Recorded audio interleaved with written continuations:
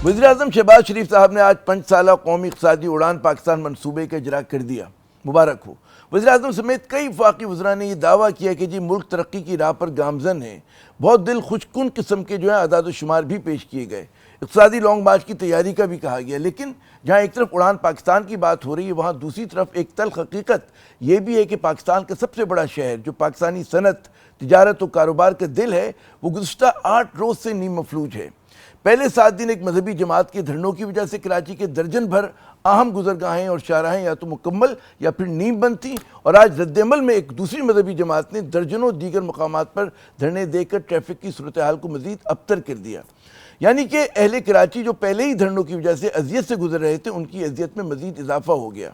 कराची में तो आम दिनों में भी ट्रैफिक के दबाव की वजह से ज़िंदगी दूभर रहती है, लेकिन अब इन धरनों ने शहरियों की ज़िंदगी को मज़ीद अजीरन कर दिया है।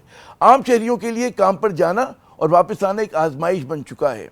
रिवायती मीडिया तो इन हालात को रिपोर्ट कर ही रहा है, लेकिन आपको मुतासरीन की बेशुमार दुख भरी कहानियाँ जो हैं समाजी मीडिया पर मिलेंगी।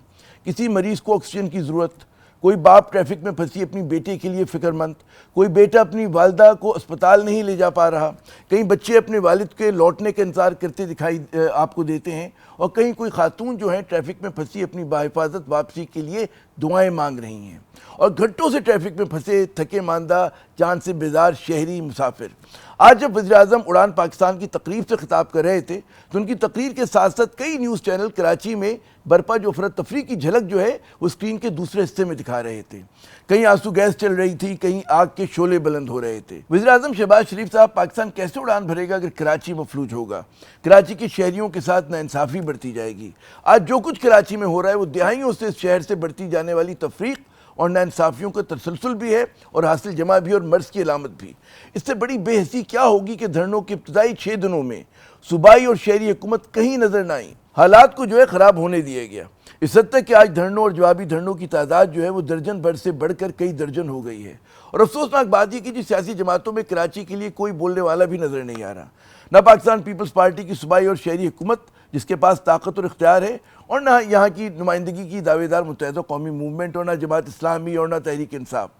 सब ने इस ताज़ा तरीन मसले पर मुजरिमाना किस्म की खामोशी इख्तियार की हुई है। हालात की खराबी की जिम्मेदारी सियासी जमातें भी हैं। धरनों और इनकी वजह से पैदा होने वाली सूरत हाल पर तो बात हो गई, लेकिन आज साल के अपने इस आखिरी प्रोग्राम में कराची का नोहा ज़रा और पढ़ते हैं। आज कराची वाले जब सोकर उठे तो उन्हें पता चला कि जी दुनिया के आलूदा तरीन शहर में वो आंखें खोल रहे हैं। ये ताज कराची के सर पर पहले भी लातादाद मरतबा सज चुका है। जलते कूड़े के अलाव, टूटी सड़कों पर से उठती गर्द, ट्रैफिक और सनतों का जहरीला धुआं, कराची वाले जहरीली फ़ज़ा में सांस लेने पर मजबूर हैं, और कोई पुरसाने हाल नहीं। कराची वाले समंदर के किनारे रहते हैं लेकिन प्यासे हैं, और टैंकर माफिया के हाथों यरगमाल। जिन्हें पानी पहुंचाना था वो खुद चोरी करके गरीब लोगों को वो पानी बेच रहे हैं। टैंकर माफिया $1 बिलियन की आज सनद बन चुकी है।